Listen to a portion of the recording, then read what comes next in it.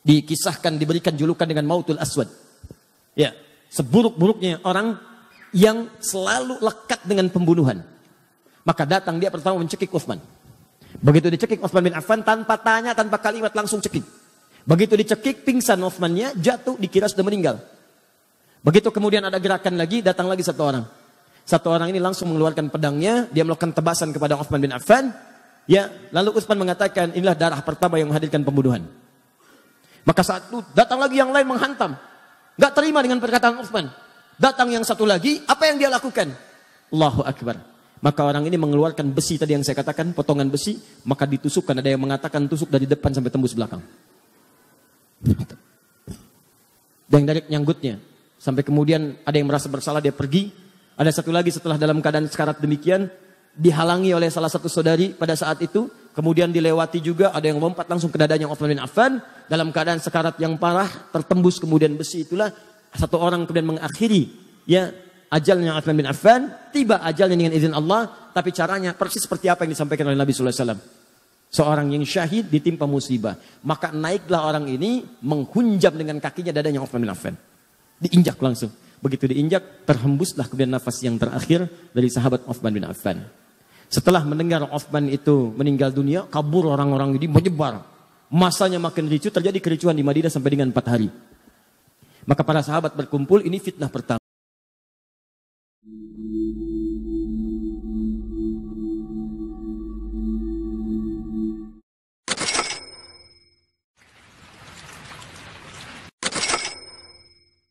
Jeniusan Umar sampai menuliskan satu kitab khusus membahas kejeniusan Umar bin Khattab. Namanya Abqariyatu Umar.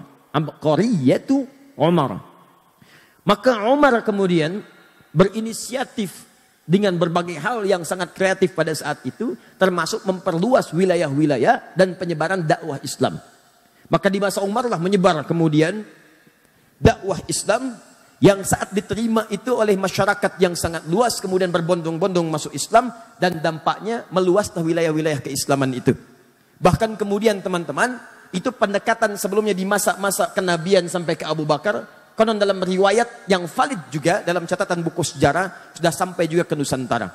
Artinya saya ingin tunjukkan bahwa wilayah Islam pada saat itu sudah luas, melebihi Jazirah Arab. Luas, sampai juga menaklukkan, mengalahkan wilayah Persia. Nah biasanya ada kecenderungan kalau orang-orang sudah berada di atas, kemudian tersaingi oleh yang lainnya, maka suka ada perasaan-perasaan yang tadinya berada di atas, sekarang dikuasai oleh yang lain, maka setan masuk kemudian melalui perasaan itu, menghadirkan nilai-nilai seakan muncul iri hati, dengki, tidak puas dan sebagainya. Ini biasa. Ada satu negara maju dikalahkan oleh tetangganya. Tentu yang ini akan selalu ingin menyusul. Amerika di atas, Cina makin maju. Amerika nggak akan senang dengan Cina. Ya, Cina di bawah, Amerika maju, demikian seterusnya. Apalagi Indonesia yang maju, nggak akan ada yang senang dengan itu. Makanya mereka lihat, kita ini potensinya banyak. Sumber daya alam paling banyak di sini. Lempar tongkat jadi tanaman. Lihat batu luar biasa banyaknya. Ada yang warnanya emas kekuning-kuningan. Ada yang warnanya ini dan itu. Dibuka potensi banyak, mineral tumpah. Sampai kemudian diancang-ancangkan oleh orang tua kita dari sejak dulu. Bikin di pasalnya, undang-undang itu pasal 33. Sampai dengan ayat ketiganya. Bumi, air dan segala isinya itu yang dikuasai oleh negara. Kenapa? Karena potensinya banyak. Nah kembalikan ke masa lalu. Maka dari situlah mulai muncul benih-benih ketidakpuasan. Bukan karena kinerjanya Umar bin Khattab. Tapi karena perasaan iri dari nostalgia sebelumnya. Maka muncullah kemudian orang-orang yang datang dari wilayah-wilayah berbeda. Kemudian masuk Islam tapi tidak sempurna Islamnya. Berasal dari kalangan budak-budak yang mudah diperdaya. Singkatnya, terjadilah peristiwa kelam itu. Umar kemudian sedang menunaikan sholat. Sudah ditunggu oleh seorang budak yang bersembunyi dalam satu masjid. Kemarin saya tunjukkan pada teman-teman yang umrah di Masjid Nabawi. Di posisi itu Umar bin Khattab ditusuk berkali-kali.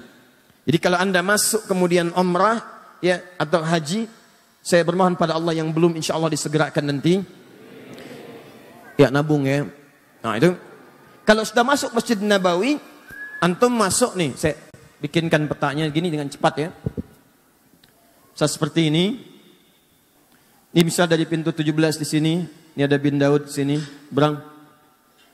Ke sebelah sini. Ini Hotel Raudhah. Dear. Sebelah sini ini pintu 22. Dengan cepatnya ke sini. Jadi sini ada pintu juga Umar bin Khattab. Antum lurus sini. Ini di sini ada raudhah, atasnya ada dom, kubah warna hijau. Kemudian ada wilayah ke sini. Ini yang karpet merah, ini karpet hijau, ini karpet merah. Karpet merah yang ada lampu-lampu manik-manik di atas. Ini luas pertama Masjid Nabi SAW segini. Cuma segini. Makanya nanti kalau antum keluar wilayah ini, atasnya ada kebuka atap. Yang ada payung, tidak ada atap langsung.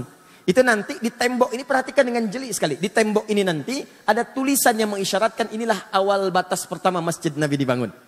Yang menyebutkan nanti ayat Al-Quran tentang bagaimana cara pembangunan masjid. Lalu di bawahnya ada nanti nama-nama sahabat Nabi SAW. Ya. Teman-teman, di sini nanti ada beberapa mihrab.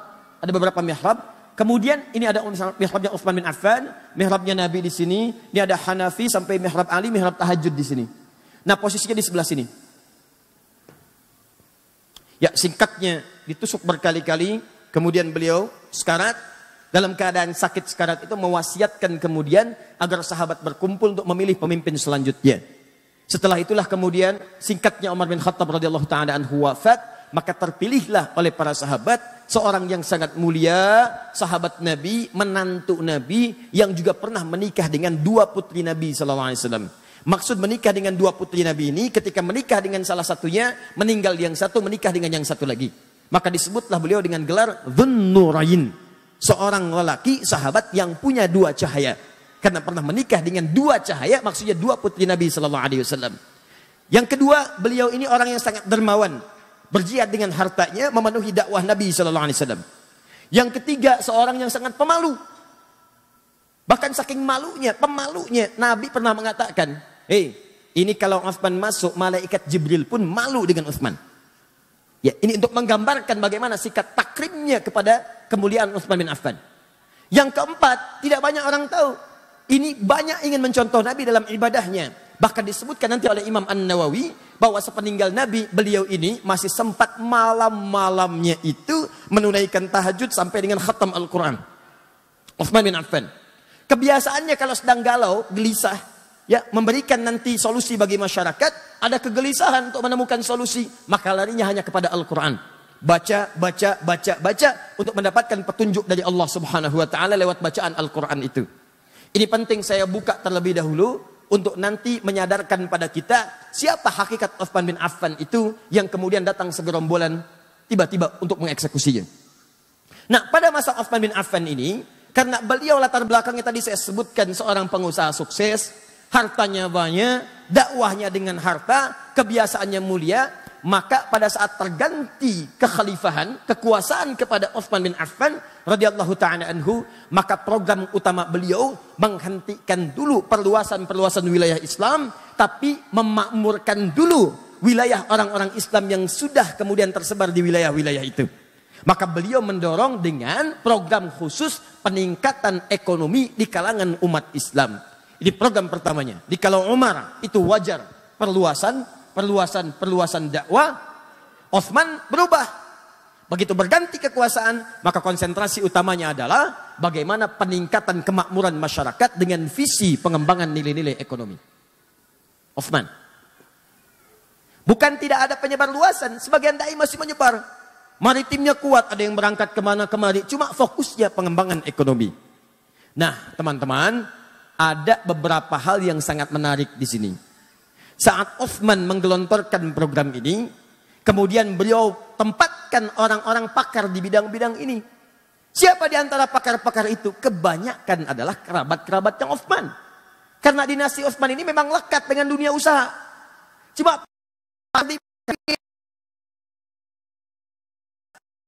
misalnya seorang menteri di bidang, atau saya tempatkan langsung di bidang misalnya untuk urusan perhubungan, bikin pesawat, bikin ini, Menristek, bisa ditempatkan Pak Habibie.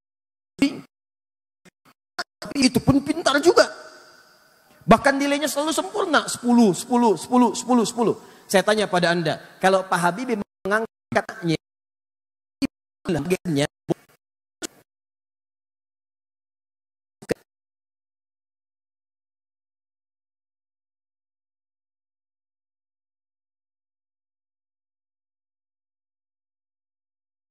Jelas sampai sini cara berpikirnya?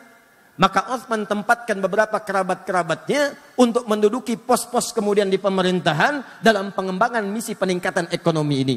Maka ada yang ditempatkan di Damaskus, ada yang ditempatkan wilayah-wilayah yang lain. Tersebar semua, misi utamanya angkat perekonomian umat. Baik, sampai sini apa yang terjadi? Ketika diangkat dengan program ini, terjadilah dua hal kemudian yang itu dimanfaatkan nanti oleh seorang oknum untuk bisa mengangkat isu itu dan ditebarkan di tengah masyarakat muslim yang sudah meluas ini. Karena Utsman fokusnya pada peningkatan ekonomi, satu fokus lain belum terbahas. Apa itu? Bimbingan dan pendalaman orang yang sudah masuk Islam ini di wilayah-wilayah yang sudah luas itu. Sementara dai-dai belum mencukupinya untuk mengajarkan mereka sepenuhnya. Dan Utsman fokus pada pengembangan ekonomi dulu. Maka muncullah seseorang Yahudi yang dalam sejarah disebutkan pura-pura masuk Islam. Dan dia mewarisi pemikiran kalangan-kalangan Yahudi tempo lalu yang punya kebiasaan yang sangat buruk. Dan dengan kebiasaan ini bahkan pernah mengadu domba dua suku besar di Madinah Al-Munawwarah sampai mereka menumpahkan darah dan bermusuhan dalam tempo yang sangat panjang ratusan tahun. Saya mau flashback dulu ke belakang sebentar. Sebelum ada Madinah, itu tempatnya namanya Yathrib. Yathrib ini sebetulnya anak keturunan dari Nabi Nuh alaihissalam. Di generasi ke-6 ada yang menyebut generasi ke-8, Yathrib bin Nuh alaihissalam. Beliau yang pertama kali ketika menyebar anak-anak Nabi Nuh, setelah kemudian banjir bah menelan wilayah banyak bumi, tinggal kemudian generasi Nabi Nuh saja menyebar itu semua. Sebagian keturunannya ada datang ke satu wilayah yang kelak disebut wilayah itu dengan nama Yathrib. Jadi Yathrib ini dari keluarga Nabi Nuh berjalan menempati wilayah itu. Setelah menempati wilayah itu, datanglah kemudian generasi Mamalik. Mamalik ini punya kemampuan potensi dalam bidang pertanian dan perkebunan. Maka dikembangkan di wilayah itu. Terkenalah Yathrib dengan wilayah yang bisa menghasilkan nilai-nilai pertanian dan perkebunan. Lalu setelah itu, nah ini yang mau saya katakan. Datanglah sekelompok Yahudi, minta suaka ke wilayah itu. Setelah diusir di wilayah tempat lain dan ditindas oleh raja-raja setempat karena perilaku yang tidak menyenangkan. Maka diterima di situ, diberikan perlindungan, diberikan kemudian hak untuk bekerja sampai mereka maju. Saat merasa tenang itulah mereka mengundang 3 klan Yahudi yang lain, 3 suku-suku besar yang lain yang dikenal dengan suku-suku Yahudi yang sangat juga ekstrim pada saat itu. Siapakah 3 suku ini? Ada Bani Qainuqa, ada Bani Nadir, ada Bani Quraidah. Itu 3 suku Yahudi yang sangat besar pada saat itu. Datang kemudian, ini perhatikan baik-baik ya. Nanti saya ingin katakan pola semacam ini itu yang terus diwariskan sampai dengan kekinian. Di Yahudi itu kalau sudah menempati satu wilayah, maka dia akan ajak teman-teman yang lain masuk. Celakanya nanti kalau sudah masuk, yang di dalam diusir. Ini yang terjadi seperti Palestina kekinian. Maka tarik datang 3 suku besar ini. Sama juga ketika mereka masuk, mereka kembangkan sampai ke bagian-bagian industri, buat ini, buat itu dan sebagainya. Qadarallah, beberapa masa setelahnya datang pula 2 suku besar dari Yaman dikenal dengan Aus dan Khazraj. Datang ke wilayah itu, ke Yathrib. Mereka kemudian sama punya keahlian dalam bidang berdagang. Masuk, dagang, bahkan tadinya ikut ke perdagangan Yahudi. Mereka kembangkan sampai kemudian maju. Saat maju itulah mereka merasa tidak boleh ini menyaingi kami. Ini yang disebutkan dalam Al-Quran, watak semacam ini nanti akan saya bawa ke dunia kekinian. Dalilnya Quran surah kedua ayat 120, paling kanan sebelah atas. Saya tulis dulu ya. Quran surah kedua ayat 120.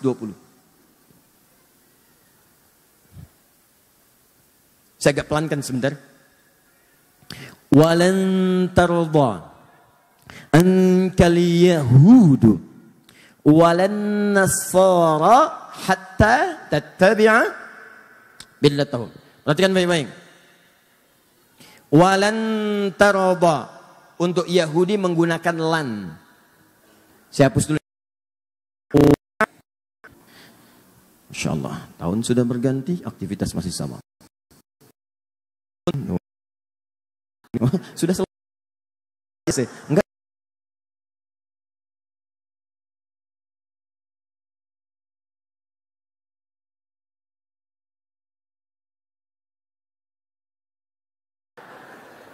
Jazakallah. Insya Allah yang berikutnya antum ya. Bisa kasih kisi-kisi dulu. Ya. Lihat sini. Lan tarda. Lan. Ya.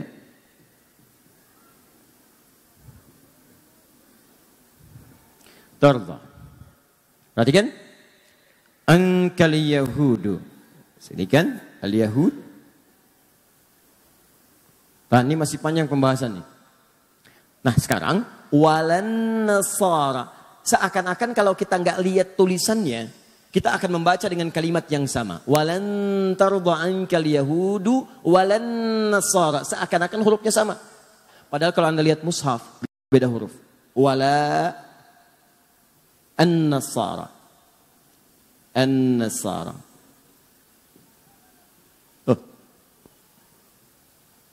Hatta tattabi'a millatahum. Millah. Ini.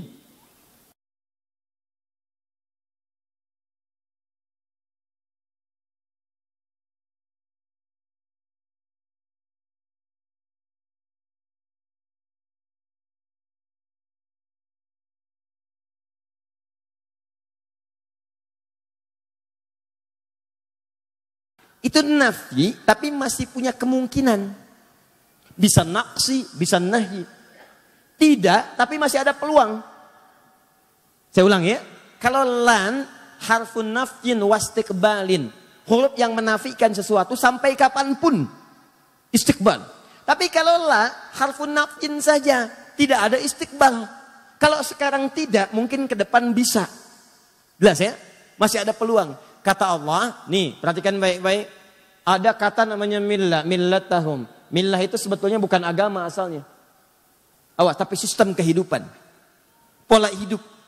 Sistem ekonomi, sistem politik, sistem macam-macam itu. Sistem kehidupan. Nah kata Allah, orang-orang Yahudi itu punya tipikal. Tidak akan senang sampai kapanpun orang lain berada di atasnya. Jadi kalau dalam urusan politik mesti unggul di atas. Gak boleh ada yang naik ke atas. Kalau ada yang naik, dia mesti turun. Di ekonomi juga demikian, dia harus kuasai. Ya pasar modal kuasai, sistem ekonomi kuasai, bank kuasai. Gak boleh ada yang naik. Kalau kelihatan satu negara mau naik, turunin lagi. Bikin krisis, bikin macam-macam. Turun. Jelas ya? Nah, tapi kalau Nasara tidak pakai la. La artinya masih besar kemungkinan peluang. Kalaupun dalam urusan dunia bekerja sama dengan orang Nasara dibandingkan Yahudi. Walaupun ada kesamaan, sama-sama juga tidak suka kalau orang Islam yang naik ke atas. Jelas ya? Nah, simpan ayat ini, saya mau kembalikan kepada persoalan tadi. Maka di masa itulah kemudian, tidak senang ada Aus dan Khazraj naik ke atas, maka apa yang terjadi? Pertama mereka bikin perjanjian. Perhatikan baik-baik nih. Ini nanti akan dibawa sampai ke Nusantara. Ayo perjanjian damai, Pangeran Diponegoro dipanggil, begitu datang ditangkap. Nih perhatikan nih, asalnya dari sini. Ini akar mulanya nih. Datang kemudian dituliskan perjanjian. Begitu selesai dituliskan perjanjian, kita harus bersama-sama menjaga Yathrib. Kalau ada yang nyerang, kita bela sama-sama. Kita bekerja sama dengan baik. Baru dituliskan, belum kering tinta itu. Berapa masa setelahnya, kekhawatiran di kalangan mereka semakin memuncak. Diseranglah kemudian Aus dengan Khazraj. Dari belakang. Serang, sampai mereka minta bantuan kepada klan dari Aus Khazraj yang berada di wilayah Syam. Syria dan Damaskus dan sekitarnya. Datang bantuan, dikalahkan, pukul, hancur orang Yahudi pada saat itu. Maka mereka mengajukan perdamaian. Kami damai aja, damai. Singkatnya berdamai mereka. Di sini kemudian saya ingin katakan satu hal yang penting. Ketika mereka berdamai, tertulis di tulisannya perdamaian. Tapi di belakangnya mereka berpikir, bagaimana caranya dalam suasana damai itu mereka tetap kalah di hadapan kita. Maka dimunculkanlah satu isu. Difikirkan oleh mereka dengan teori yang kelak dipraktekkan oleh para penjajah di Nusantara ini dengan nama Divide et Impera. Diadu domba. Anda bayangkan, dombanya di Garut yang ngadinya orang Yahudi. Diadu oleh mereka. Maka dibikin isu, di Khazraj dibikin isu, di Aus dibikin isu perpecahan. Saling serang akhirnya, dari situ tumpahlah permusuhan besar sampai bertahun-tahun, puluhan tahun terus antar generasi. Kalau ada satu luka di Aus, mesti luka di Khazraj. Kalaupun lukanya mungkin cuma kepleset di jalan Aus, di sana pun mesti luka juga. Di istilahnya kalau di sini ada yang kepleset, sana harus kepleset juga. Di sini ada yang meninggal, sana meninggal juga. Sampai kira-kira berlangsung cukup lama, mereka bosan, mereka sadar kita sedang dikerjai ini oleh sosok-sosok yang tak nampak. Maka mereka putuskan kita harus punya satu pemimpin yang dengan pemimpin itu bisa mendamaikan kita semua. Maka mereka lihat kriterianya hampir ditemukan pada seorang bernama Abdullah bin Ubay bin Salul. Begitu mereka lihat di kriterianya ada nih. Tapi takdir Allah menetapkan lain. Di tahun itu ketika mereka akan merekomendasikan Abdullah bin Ubay bin Salul, sekelompok dari mereka pergi ke Mekah untuk datang, sebagian berniaga, sebagian menunaikan haji. Bertemulah dengan sosok mulia Nabi Muhammad SAW. Berbaiat kepada Nabi, disampaikan infonya ke suku mereka. Begitu disampaikan, dikirim utusan yang kedua. Nanti ada baiat kepada Nabi, ada baiatul ridwan dan seterusnya. Maka mereka mengatakan, kami sudah merindukan kau datang ke Madinah. Datanglah ke Madinah, maka kami akan angkat engkau sebagai seorang pemimpin. Singkatnya terjadi peristiwa hijrah dengan sahabat Abu Bakar, sampai kemudian ke Yathrib, datang ke Yathrib, belum jadi Madinah pada saat itu. Sampai datang itulah kemudian, kotaknya berubah kemudian ditata oleh Nabi, dari Yathrib, masih terbelakang, masih banyak yang kotor, tata di suasana yang rapi, bersih. Sesuatu yang tertata, rapi, bersih, dalam daerah dikenal dengan nama Madinah. Muncul cahaya-cahaya kebaikan. Ya, semua perilakunya bagus, auratnya bagus. Sesuatu yang muncul dengan cahaya kebaikan disebut dengan Munawwarah. Maka berubahlah kota itu menjadi Al-Madinah Al-Munawwarah. Alih-alih diangkat Abdullah bin Ubay bin Salul, diangkatlah Nabi Muhammad SAW. Inilah asal mula dendam Abdullah bin Ubay bin Salul kepada Nabi, sampai jadi orang tokoh paling munafik yang diabadikan dalam Al-Quran. Yang mau saya ceritakan, generasi tadi orang-orang Yahudi yang nanti membuat keonaran di masa Nabi, sifatnya diwariskan pada generasi setelahnya. Sifat adu dombanya yang Aus dengan Khazraj tadi diselesaikan oleh Nabi, selesai. Itu diwariskan lagi pada generasi setelahnya. Begitu Nabi SAW wafat, maka mereka menyebar. Ada yang pura-pura masuk Islam, ada yang memprovokasi. Tidak sedikit juga yang baik-baik, Pak. Jadi Yahudi itu nggak semuanya buruk. Ada yang baik, ada yang bagus keislamannya, tapi ada yang terwarisi oleh sifat-sifat keburukan sebelumnya. Siapa di antaranya? Abdullah bin Saba. Abdullah bin Saba. Awas, kita sedang berbicara sejarah ilmiah nih. Dan tidak menyoal kalangan atau manapun. Ya, dikala nanti ada yang keberatan, duduk kita diskusi. Dan kita buka fakta sejarahnya. Sepakat ya? Nah, lihat sini. Ini di antara tokoh Yahudi yang konon disebutkan dalam sejarah pura-pura masuk Islam. Dan ini salah satu sosok yang terwarisi oleh tipikal buruk Yahudi-Yahudi sebelumnya. Padahal Nabi sudah obati itu. Aus Hazrat saya persaudarakan kata Nabi. Yahudi-Yahudi yang lain silahkan boleh tinggal. Kita berniaga, dudukan, bikin piagam Madinah. Tapi apa yang terjadi? Ada yang berkhianat. Suku-suku yang 3 tadi saya sebutkan tadi berkhianat. Menyalahi kesepakatan. Bahkan ada yang hendak membunuh Nabi. Apa yang Nabi lakukan? Allahu Akbar. Yang sudah buruk tak terobati, maka dihukum dengan hukum negara. Hukum, eksekusi. Yang lain keluar. Mereka keluar diusir dari Madinah. Bukan karena Nabi yang usir, karena perilaku mereka sendiri. Sebelum ke Madinah itu tidak pada diusir. Usir ini, diusir ini, diusir. Ditanggung di Madinah, diperbaiki. Diberikan pelayanan yang bagus. Cuman berbuat onar juga. Maka dikeluarkan karena perjanjian yang sudah dibuat. Nah itu ketika menyebar keturunannya, menyebar sifat-sifatnya, maka diantaranya tertularkanlah kepada sosok ini. Ini eksis di zaman sahabat Uthman bin Affan radhiyallahu ta'ala anhu. Ketika Uthman menunjuk kerabat-kerabatnya yang pakar-pakar di bidang ekonomi itu menempati pos-posnya, maka orang ini bergerilya langsung masuk bukan di wilayah Madinah. Karena kenal Madinah itu. Orang Madinah semua kenal Uthman. Uthman itu orang baik, gak mungkin nepotisme, gak mungkin milih yang salah dan sebagainya. Maka dia masuk ke wilayah yang sulit dijangkau pada saat itu untuk memberikan informasi yang cepat. Datanglah dia ke Mesir di Afrika Utara. Dari Mesir. Mesir itu bukan Arab ya, secara geografis. Mesir itu Afrika Utara. Cuma bahasanya bahasa Arab. Secara kebahasaan disebut negara Arab. Tapi secara geografis disebut dengan Afrika Utara. Masuk wilayah Afrika Utara. Sama dengan Libya, Tunisia, Maroko, Aljazair itu wilayah Afrika Utara. Maka dia datang ke Mesir.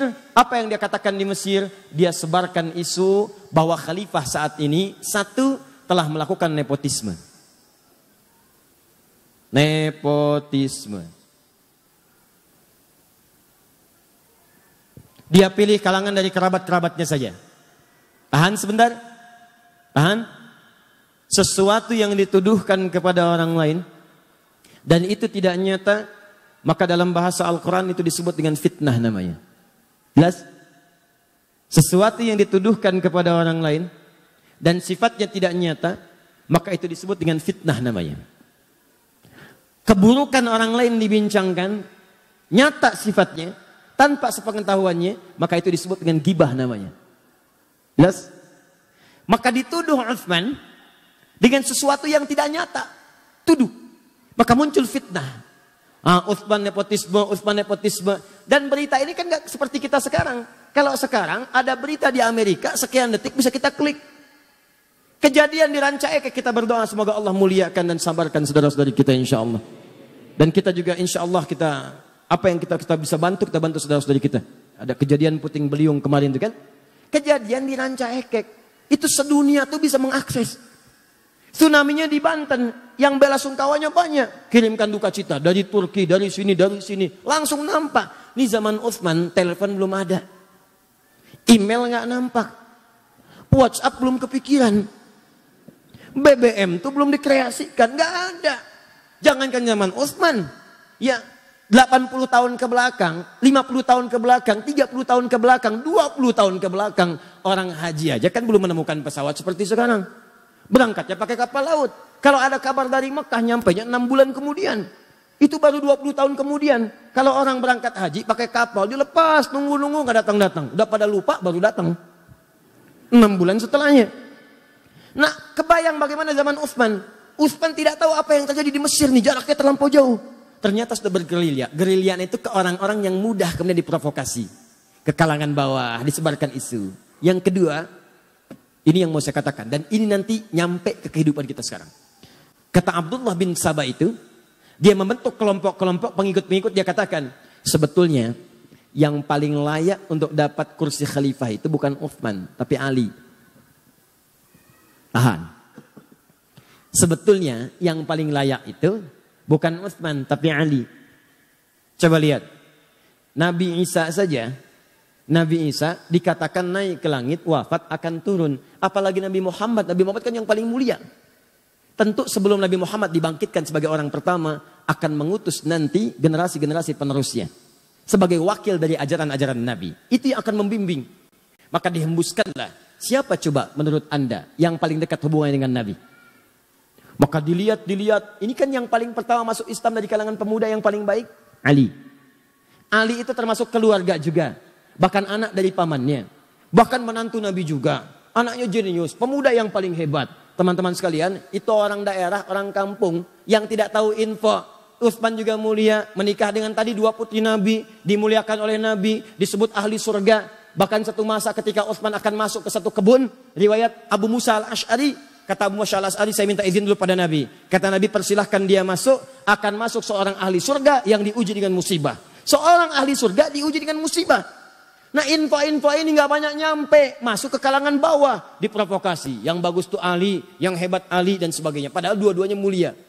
Maka orang-orang awam ini mudah kemudian disulut, masuk ke kelompok Abdullah bin Sabah, maka dikenal dengan pengikut Sabah, namanya Sabaiyah. Abdullah bin Sabah dikenal dengan Sabaiyah. Saya agak cepat sedikit ya, mohon maaf karena waktu kita itu sangat singkat. Tahan. Maka terkumpul di wilayah Mesir. Dia coba infiltrasi wilayah Madinah, begitu masuk mental. Jadi karena orang tahu Utsman tinggal di Madinah, tahu kebiasaan Utsman, jadi begitu akan menyoal Utsman, sebetulnya Utsman begini ya, jangan bicara tentang Utsman. Utsman lebih baik dari apa yang Anda katakan. Utsman kok nempatkan saudaranya di situ? Utsman itu lebih paham, karena Utsman itu pakar di bidang ekonomi, dia tempatkan mungkin salah. Mental. Dia pergi ke daerah. Setelah itu apa yang terjadi? Setelah diprovokasi masanya makin banyak, maka Abdullah bin Sabah kemudian masuk dan mengatakan pada pengikutnya di wilayah Mesir itu, datanglah kalian kemudian ke kota Madinah. Sampaikan protes kalian. Kepung tulisannya Utsman. Datangi Utsman di sana. Maka mereka bergerombolan datang ke wilayah ini, datanglah ke Madinah. Ini yang datang ini bukan cuma datang. Ada yang bawa pedang, ada yang bawa pisau, ada yang bawa pentungan besi. Datang. Begitu intelijen menyampaikan kepada Utsman ada pergerakan dari wilayah Afrika Utara menuju ke sini. Apa isu yang dibawa? Mereka ingin minta penjelasan kepada Khalifah Utsman bin Affan. Kenapa mengangkat saudaranya begini. Apakah benar Ali paling utama dan sebagainya. Maka Utsman, karena disebutkan kemudian Ali, nepotisme dan sebagainya, Utsman perintahkan Ali, kamu kasih penjelasan. Apa kata Ali? Saya katakan dari awal, ingat kata-kata saya? Bukankah di antara yang paling jenius di antaranya Ali bin Abi Thalib? Ali mengatakan kepada Utsman kurang lebih bahasanya, ya Khalifah, akan lebih baik kalau Anda langsung yang menemui rakyat menjelaskan. Kalau saya jelaskan bisa, tapi tingkat kepuasannya berbeda. Kalau orang datang ke istana, ke pusat kekuasaan, maka Ali menyampaikan satu pendapat yang sangat brilian, dan ini warisan dari Nabi SAW. Akan lebih baik kalau pemimpinnya langsung yang menemui, karena itu akan memberikan kepuasan tersendiri kepada rakyatnya. Utsman ketika mendengar usulan itu, bagus usulannya, baik saya akan temui. Demikianlah kalau di lingkaran sekitaran pemimpin ada orang-orang yang mengusulkan kebaikan, maka pemimpinnya akan ikutan baik. Beda kalau di sekitarannya ada orang-orang yang tidak baik. Orang dah datang berbondong-bondong, ini pergi. Ini jadi masalah. Lalu, saya sedang berbicara tentang hal yang lain ya. Jangan pikirkan yang tidak-tidak. Ya, saya bicara tentang Ali, bukan Zainuddin. Ini contoh-contoh, bukan saya nggak nyolong yang lain-lain, hati-hati. Ingat ya, catat kata-kata saya. Alhamdulillah. Baik. Baik. Alhamdulillah. Sebetulnya inisiatif itu bagus. Tapi menghapus pada yang saatnya belum dihapus, itu yang masalah.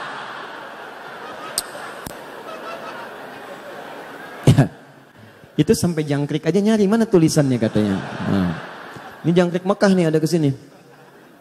Oh, lalat. Nih saya tulis lagi ya. Lihat nih. Quran, surat kedua, ayat 1. Kamu ada pindah dulu. Lihat sini. Dah ya. Pindah langsung pergi. Ayo hapus lagi. Alhamdulillah. Sudah? Maka Utsman menerima usulan Ali bin Abi Thalib. Kemudian disampaikanlah, diterima itu semua. Ayo datang, terima dengan lembut. Kalau bahasa kita, kenapa kemari? Kami gak puas, marah tuh masa. Utsman tenang aja. Tenang aja. Marah ini itu. Itu gak ditahan tuh. Bawa pedang dibiarin, bawa pentungan dibiarin. Bahkan Utsman kasih pengumuman. Tidak boleh ada di antara semua keluarga saya, semua sahabat dan kerabat semuanya, yang kemudian menghunus pedangnya untuk melarang mereka. Menghunus pedangnya untuk bisa mencegah mereka. Biarkan mereka dengan pedangnya datang. Dan Utsman hadapi dengan kelembutan. Kembalikan ke sarungnya, kata Utsman. Maka Ali tidak mengeluarkan. Bahkan berkomentar, kalau saya ingin sekali jadi pembela Utsman pada saat itu. Tapi kalau saya keluarkan, maka saya jadi orang pertama yang bermaksiat pada pemimpin saya. Maka semua taat kepada pemimpinnya, sarungkan, masukkan kembali, biarkan mereka datang. Maka semua menunggu. Dan Utsman meminta, semua kerabat-kerabat yang ada dekat saya, pulang kalian ke rumah. Pulang. Karena yang akan diminta pertanggungjawaban saya oleh Allah, maka saya akan hadapi. Semua diminta pulang. Sebab Utsman ingin menunjukkan bahwa persoalan kebijakan ditanya, saya jelaskan sendiri. Dan supaya tidak terkesan bahwa Utsman itu beraninya kalau cuma ada teman-teman di sampingnya. Maka diminta pulang, tinggal keluarga intinya saya di istana. Datanglah orang-orang itu dengan jumlah yang sangat banyak, bahkan di riwayat disebutkan melebihi jumlah sahabat yang memang pada saat itu sudah ada di lingkarannya. Datang mereka, apa kata Utsman? Setiap ditanya, jawab. Setiap ditanya, jawab. Teman-teman, yang paling menarik, terpuaskanlah orang-orang ini dengan jawaban Utsman sampai mereka memutuskan untuk kembali ke Mesir. Tapi apa yang Anda tidak ketahui adalah, begitu Utsman melakukan dialog dengan masyarakat tadi, Abdullah bin Sabah mengintai apa yang dijawab oleh Utsman. Begitu melihat tanda-tanda orang-orang ini puas dengan jawaban Utsman, maka dia pergi lagi ke kerabat Utsman bernama Marwan bin Hakam. Dia sampaikan, ada orang-orang yang berniat memang mencelakai Utsman. Tuh lihat, datangnya aja bawa pedang. Datangnya bawa besi. Datangnya bawa pisau.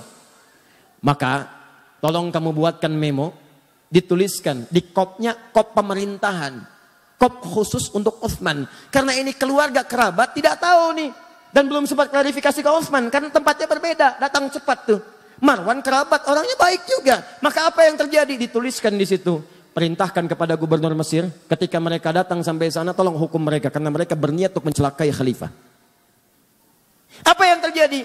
Orang-orang ini kembali kemudian ke Mesir dengan perasaan yang sudah puas dengan jawaban Utsman bin Affan. Tapi di perjalanan mereka dibisikin lagi oleh Abdullah bin Sabah. Tahukah kalian buruknya Utsman bin Affan? Utsman itu beda dengan Ali. Utsman itu kalau di depan bilangnya A, di belakang bisa B. Kalau nggak percaya, kalian dititipin surat kan? Masa sih? Masa lihat? Oh ternyata ada satu kelihatan bawa surat. Begitu kelihatan coba buka suratnya, mungkin buruk untuk kalian. Begitu dibuka, terbukalah kemudian di situ perintah untuk mengeksekusi orang-orang ini karena mencoba untuk membunuh khalifah. Maka mereka marah. Dikira Utsman yang melakukan tipu daya. Maka datang mereka kembali mengepung langsung tanpa bicara, tanpa apa-apa. Utsman kamu penipu, Utsman kamu pembohong. Datang langsung merangsak jumlahnya cukup banyak, kembali ke istana.